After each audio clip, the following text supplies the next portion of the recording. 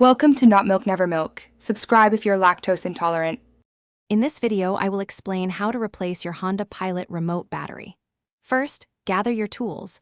You'll need a small flathead screwdriver and a fresh CR2032 coin cell battery. Make sure you have a clean, well-lit area to work in. This simple task can be done quickly, usually in about 5 minutes, and will save you a trip to the dealership. Let's get started and restore full functionality to your remote. Now, let's open the remote. Look for a small slot, usually on the side or bottom edge of the remote case. Insert your small flathead screwdriver into this slot.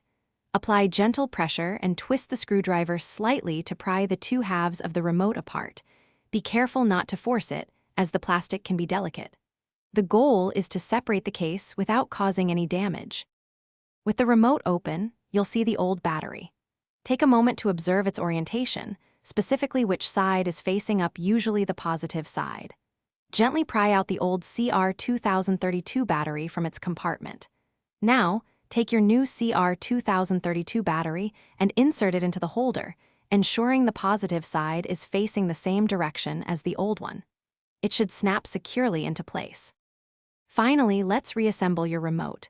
Carefully align the two halves of the remote case, making sure all the buttons and components are properly seated.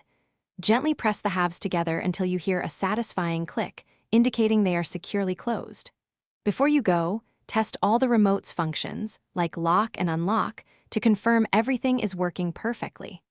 Also, check the description for a link to Little Tree's Black Ice and other great deals.